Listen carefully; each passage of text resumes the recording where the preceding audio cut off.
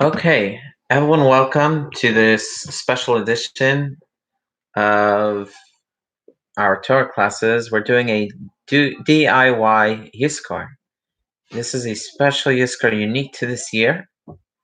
Yizkor is typically a day when Jews of all kinds, even those who don't come to synagogue on a regular basis, will come to be in synagogue to connect with their parents and ancestors and their loved ones by by praying for them and pledging charity in their merit. And we're going to discuss a little bit about Yiskar.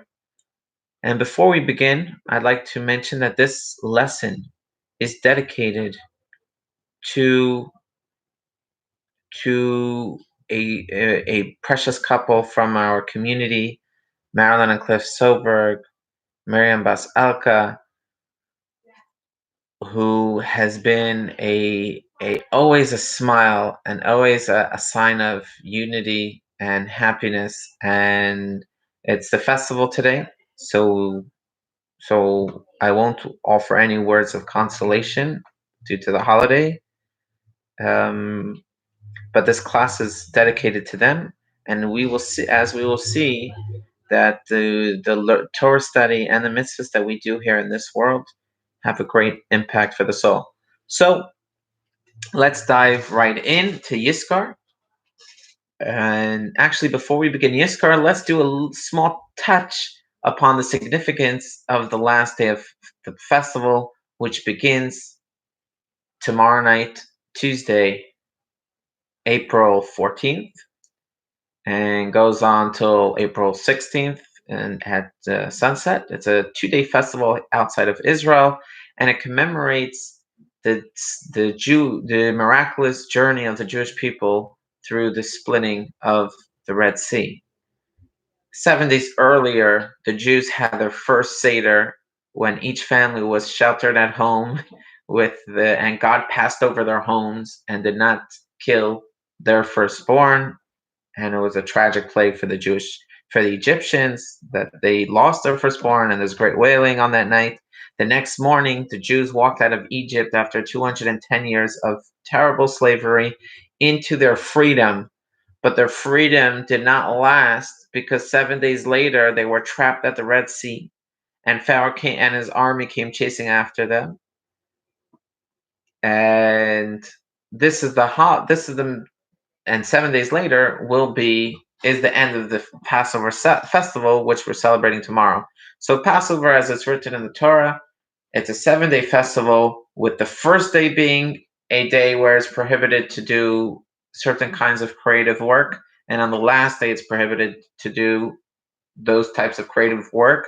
And the intermediate days is more relaxed in the work that is allowed on those times. It's all days of great joy, but the reason that the first and seventh day have this extra holiness to it is because of the Seder on the first night, and the Exodus and the splitting of the Red Sea on the seventh night.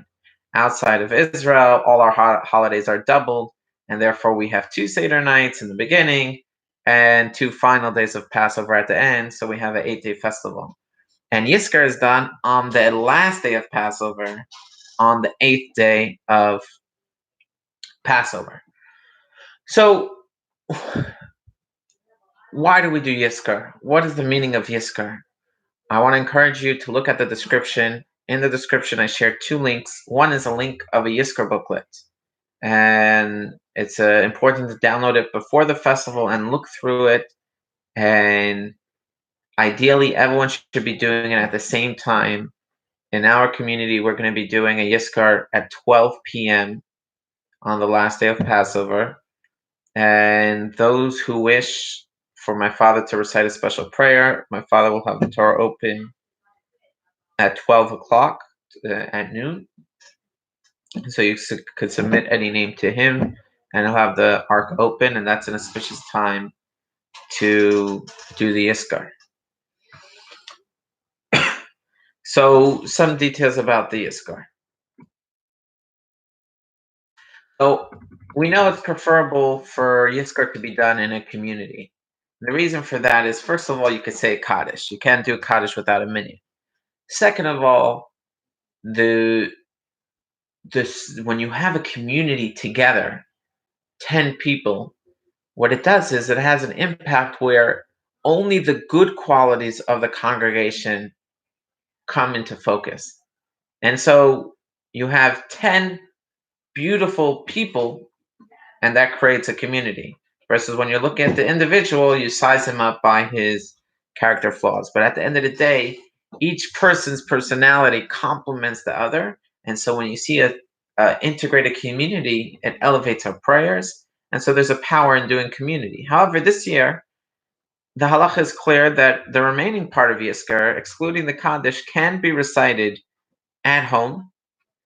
And that's what we will be doing this year. We know that the sages tell us that there are times when God is more near to us, and our prayers have a greater impact.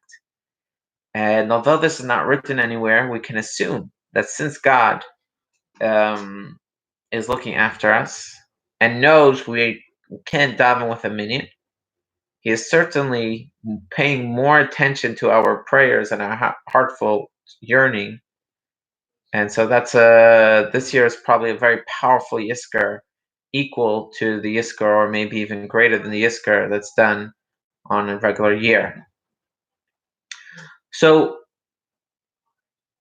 in order to understand why we do Yiskar, it's important to understand some concept about how we view the afterlife and our ability to have an impact in this world down here in that which happens up there.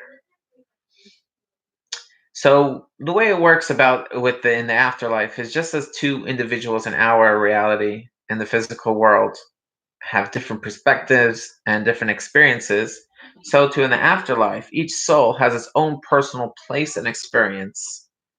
So paradise is not a monolithic world, but has many dimensions and levels. And based on the soul's activity in the body in the physical life, he or she passes, that serves as the rocket fuel, the entry point into the afterlife and into his dimension of getting close to God. Now, it's not a static. The soul is constantly growing and soaring upwards and gaining deeper and deeper connection and closeness to God's infinity. And it's almost to think about it like a plane on autopilot. You set all the instructions in the beginning, the pilot sets the instructions, the plane lifts off, and it's going on its regular course. And it's going to go on that course till it gets to its destination. And so the soul in this world in the body is doing all the programming, doing all the mitzvahs that have a great effect on his trajectory in the world to come. And then in the afterlife, he enjoys the results of the many mitzvahs that he did in this world. However, there are certain things that can override the autopilot system that the soul is on. And that's particularly when we do mitzvahs in the memory of the departed one. So we help those souls make infinite leaps. In Ethics of Our Fathers, Pirkei Avot, it tells us that there is no greater pleasure than the pleasure of the world to come. 1 second of pleasure in the afterlife is greater than any pleasure that can be experienced in our physical reality. However, one mitzvah in our reality, one positive step that we make in the physical world can accomplish more than any soul could accomplish in the afterlife. So we have this interesting balance, how the soul enjoys God more in the afterlife, but he can do more for God in this world. So when we do a mitzvah for the departed, we help that soul make that greater leaps in closeness to Hashem. So that's the main framework with which we look at the Yizkor. The Yizkor is the service with which we do a mitzvah in honor of our loved ones, and in that merit, they should have an additional ascent. So the word Yizkar means to remember, a memorial, but we're not just remembering, we're actually living with our departed ones. You know, this is a story that's almost like a joke to illustrate this idea of a horrible person who never did any good in his life and he went straight to hell. After a while, they took him out of hell and brought him to paradise. He was in paradise for a few days. He was enjoying it, and suddenly they're sending him back to hell. He's like, "Why the tease? Why are you sending me back to paradise only to bring me back?" He says, "Well, the angel told him, a few days ago, your son wrote a generous check of charity in your merit, and today the check bounced."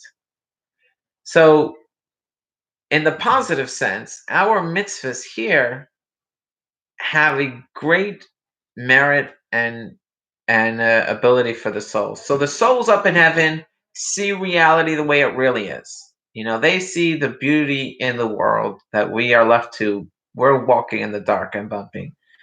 But we have the mitzvahs, and every time we do a mitzvah in their honor, it helps the soul elevate. So that's the understanding of Yizkor. And it's also one of the reasons why the custom is that we light a candle, a 24-hour candle, a Yizkor candle, because the soul is compared to a candle. The soul is always yearning to break free of the shackles of the physical body in order to get closer to Hashem, which is what it experiences in the afterlife. But a flame that will escape its wick doesn't produce light and warmth. It's only when it's anchored with a wick, it's anchored in a body, that it can actually produce warmth and light in the physical world. So the physical body of a Jew is the wick and the oil that allows the soul to radiate warmth and light into the world and to be a light onto other people and to be a source of good. But the soul's constant yearning is to go to a place where it's free from the shackles and it can get return to its original state of closeness with God. So the soul in heaven is absolutely experiencing the greatest pleasures and closeness to infinity and God. However, we can accomplish so much with our mitzvahs, and that's the intention of Yizkor.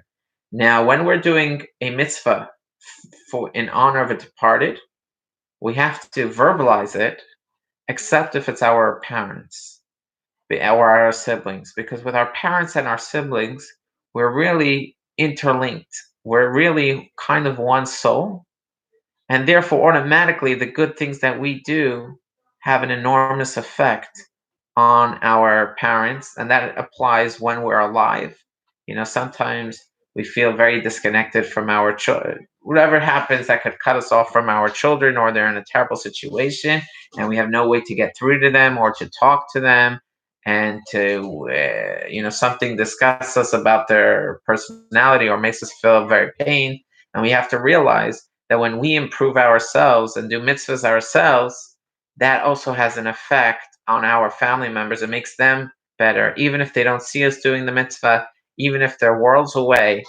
When we become better people, it has a soul effect on our parents and our children as well. So that applies in the physical world, but it definitely applies in the spiritual world as well. There once was a wealthy individual who came into the Rebbe for a private meeting, and he said, "I cannot handle it. My young son passed away, and all the money that I had, I tried to use to save his life. I couldn't do nothing, and he's just cut off." And so the Rebbe said, "If he were still alive, but he was just in a different country, and you had no way to reach to reach him, but you knew he was still alive. Would that console you? Would that take away some of the grief? He said, absolutely. If my if my son was still alive, even if I couldn't speak to him, but he's alive. And the Rebbe said, and let me ask you, if you could send him care packages, would you send him the packages? Even if you would never get a response or a thank you? He said, of course. I'm his dad. I would do anything to be there for my son. The Rebbe said, when we say that it's the afterlife, it's not really the afterlife. It's really the soul has lived 120 years in this world or 10 years in this world, and now it's continuing its life. It's only the physical body that has died, but the soul is still alive. The soul never dies. And so the same soul that was around when your son was in a body still exists today, and you could still send him care packages by doing mitzvahs in his honor. And that's why we pledge tzedakah in the Iskar prayer. When we're reciting Yizkor, we pledge to give tzedakah in his merit. So this is the gist, the basics of why a Yizkor is done. A little bit about the history of Yizkor. It seems that the Yizkor started in the 13th century, and the aftermath of the Crusades that left tens of thousands of martyred Jews. Now, in some communities, the custom was to recite Yizkor every Shabbos. In other earlier sources, it seems that Yizkor was only recited once a year on Yom Kippur. At a certain point, it developed that it's recited 4 times a year. On Yom Kippur, on the 7th day of Sukkot, on the last day of Shavuot, and on the last day of Passover. Now, the reason we do it on Yom Kippur, that's understandable. That's a deep connection to the soul, a soul day. So we do Yizkor on Yom Kippur. And the reason we remember the other 3 days is because on those 3 special Jewish days, we read a Haftorah, we read a special section of the Torah, which ends off with the following phrase. It's from Deuteronomy in Devarim, chapter 16, verse 17, and it ends as follows. Every person brings to the holy temple as much as he can afford, according to the blessing that God has given you. So as soon as Jews hear this phrase, a call to give charity as much as God has, according to the blessings that God has given you, so we think right away, I want to give charity. I want to be part of that communal instinct and the Jewish instinct to give charity, and I'm going to do it in the merit of a loved one. So that's kind of where the custom developed. And this year, more than ever, there's a great need for people to fulfill their pledges that they will make, and to make big pledges, to give charity to organizations that are working really hard, and even especially synagogues that are an important resource at this time. But in general, giving tzedakah is always good, but especially at the time of Yizkor, and we keep our pledge, it has a great effect on the souls. Now, normally the Yizkor is recited after the reading of the Torah, right before the Musaf. There's usually a big speech from the rabbi. This year, there's no speech from the rabbi, but it's recited only by parents, only by people who've lost, have one deceased parent or the loss of a child, God forbid. And the custom is that those when in synagogue, those who have both parents alive, they leave the shul during this time. So the way it works is after the Shacharis prayers, take a moment to meditate and spiritually and emotionally connect with the loved ones in your life who are now in heaven. And think about not just the memory of them, but the deep relationship that you still carry today, and how that they are looking after you, and how your souls are really intertwined. And so things are not just static the way It's not as if the last day they passed was the end of your relationship. Your relationship continues today. And if it was a difficult relationship during the lifetime, you have the power to heal that after after their life. And if it was a beautiful relationship, you have the ability to draw on that relationship and deepen it. Afterwards, you take the paper that's linked in the descriptions. We have two links in the description of this video. You take you one of them is the Yizkor booklet.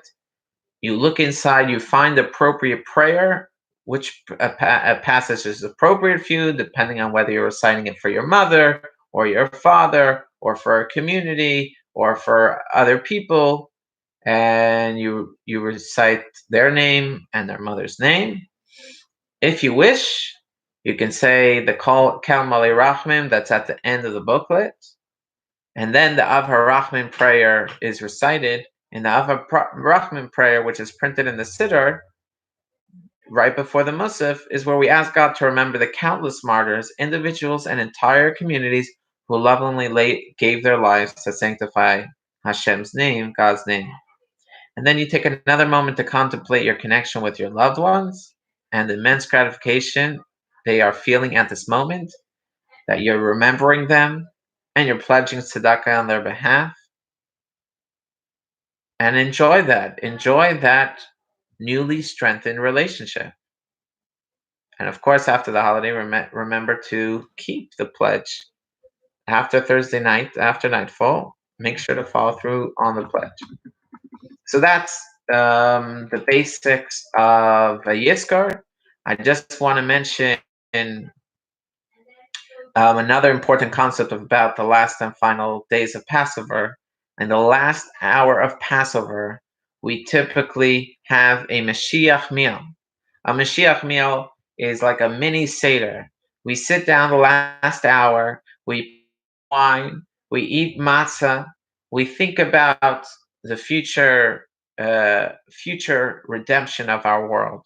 And when we say redemption, it's a redemption, which is something, many Judaism is all about, keeping old traditions and old stories. But in truth is, Judaism has been saying to whoever will listen that we have a vision, and the vision of the future is a world of peace and healing and health. And when there's deep spirituality around, and everyone's searching to get closer in knowledge of God, and the lamb will lie with the wolf, and the many other prophecies. And for that, the world doesn't have to go through a major transformation because all the tools needed are already present in our current reality. However, because of the long exile, we're in darkness, so we don't realize how to use things properly. It's like almost as if we're walking into a room full of beautiful furniture and a set table, but the lights are off. So everything feels like an obstacle. And there's this challenge and that challenge. And once the lights are all on, all of a sudden you see that these obstacles are actually tools. This is a chair for you to sit on. This is a table that will hold the food. This is not a puddle. This is delicious soup. So, we've always been yearning for Mashiach. And the real reason we should be yearning for Mashiach is not just anti-Semitism, which unfortunately we're commemorating the yard site of Lori Kay, who has been murdered last year in Poway, or anti-Semitism, or the virus. That has always propelled Jews to yearn for the coming of Mashiach, and that's one element that's true. When Mashiach will come, all these things will end.